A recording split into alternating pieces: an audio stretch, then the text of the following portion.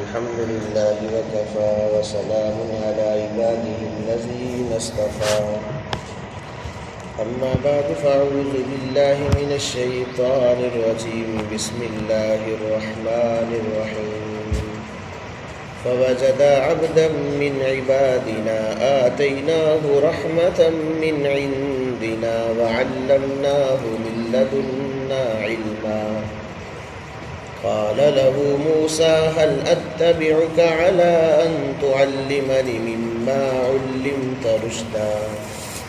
قال إنك لن تستطيع معي صبرا صدق الله مولانا العظيم فوجد عبدا من عبادنا بس انہوں نے موجود پایا ایک بندے کو ہمارے بندوں میں سے جس کو ہم نے اپنی جانب سے رحمت عطا کی تھی اور اس کو اپنی جانب سے ایک علم سکھایا تھا۔ تو موسیٰ علیہ السلام نے ان سے درخواست کی کیا میں آپ کی پیروی کر سکتا ہوں، آپ کے ساتھ رہ سکتا ہوں اس شرط پر کہ آپ مجھے تعلیم دے اس علم میں سے جو آپ کو سکھایا گیا ہے۔ تو انہوں نے فرمایا کہ آپ ہرگز میرے ساتھ صبر کی طاقت نہیں رکھتے۔ ماقبل آیات سے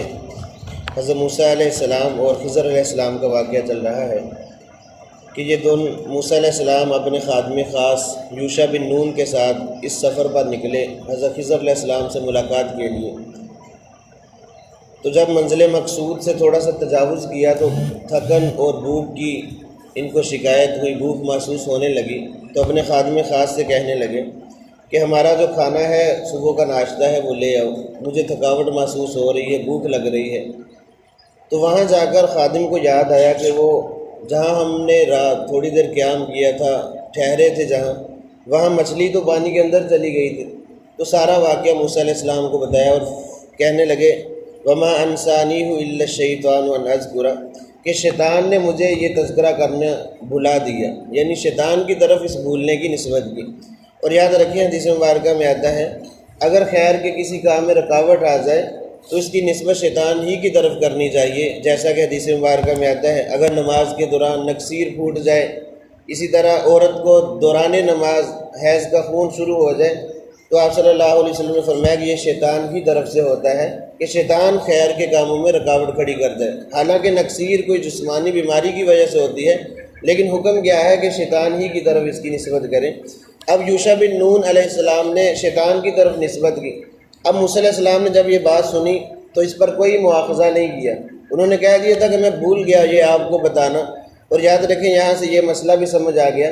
اگر کوئی اولاد میں سے کوئی بچہ یا کوئی شاگرد یا کوئی مرید یہ عذر پیش کرتے کہ میں بھول چکا ہوں، مجھے یاد نہیں رہا، تو اس کے عذر کو قبول کر لینا چاہیے، اس کو اس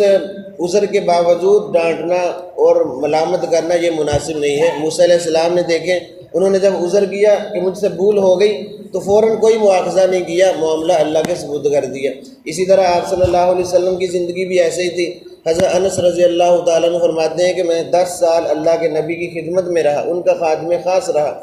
اور بس اوقات ایسا ہوتا آپ صلی اللہ علیہ وسلم کسی کام کے لیے بھیجتے، یہ بھی بچے تھے، تو میں راستے میں کھیلنا شروع کر دیتا، بھول جاتا،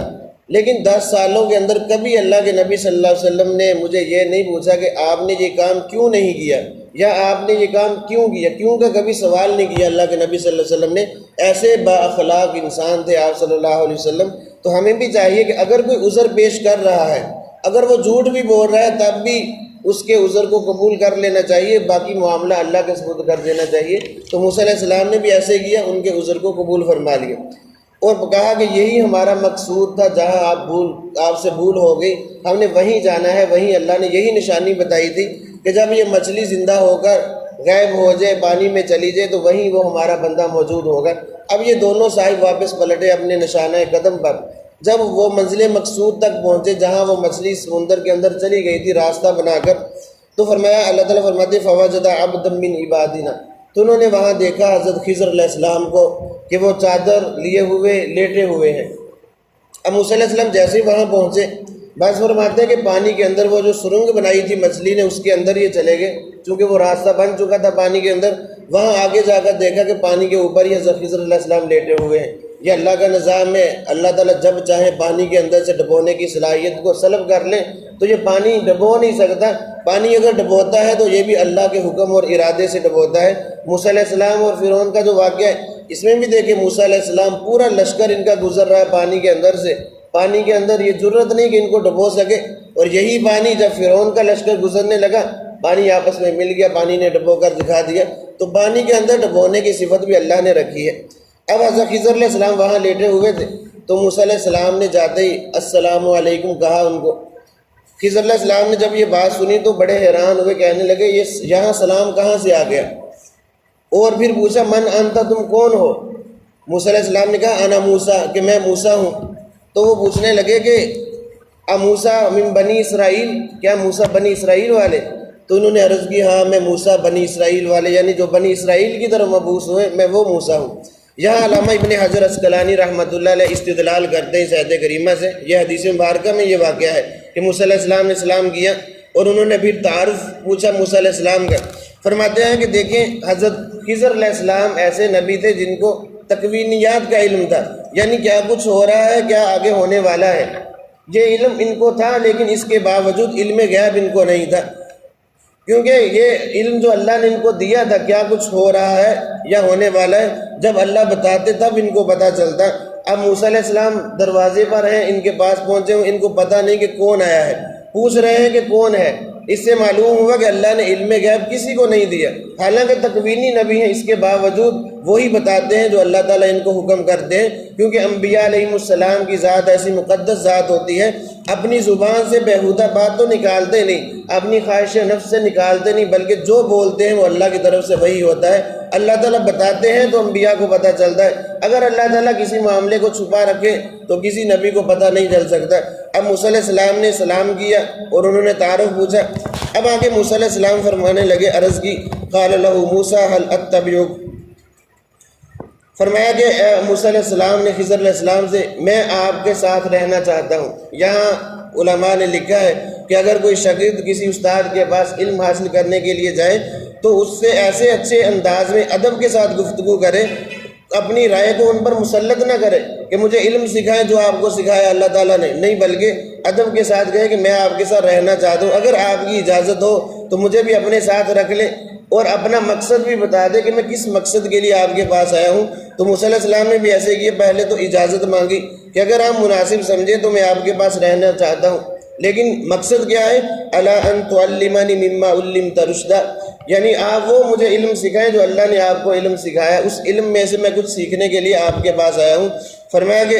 آگے موسیٰ علیہ السلام سے کہنے لگے انک لن تستطیع معی صبرا، کیا موسیٰ آپ میرے ساتھ رہنے کی طاقت نہیں رکھ سکتے، صبر نہیں کر سکتے، کیونکہ میرا علم کچھ اور ہے، آپ کو کچھ اور علم عطا ہوا ہے، اور میرے پاس جو علم اللہ نے مجھے عطا کیا ہے آپ تو دیکھ کر برداشت نہیں کر سکتے، میرے ساتھ نہیں چل سکتے۔ لیکن موسیٰ علیہ السلام نے آگے فرمایا وَكَيْفَ تَصْبِرُ عَلَىٰ مَا لَمْ تُحِطْ بِهِ خُبْرًا، اور آپ کیسے صبر کر سکتے ہیں حالانکہ آپ اس علم کا احاطہ نہیں کر سکتے۔ اب موسیٰ علیہ السلام نے آگے فرمایا سَتَجِدُنِي إِن شَاءَ اللَّهُ صَابِرًا وَلَا أَعْصِي لَكَ أَمْرًا، ان قریب اگر اللہ نے چاہا تو آپ مجھے صبر کرنے والا پائیں گے اور میں آپ کے حکم کی نافرمانی نہیں کروں گا۔ اس سے بھی معلوم ہوا اگر استاد کوئی شرط لگا دے،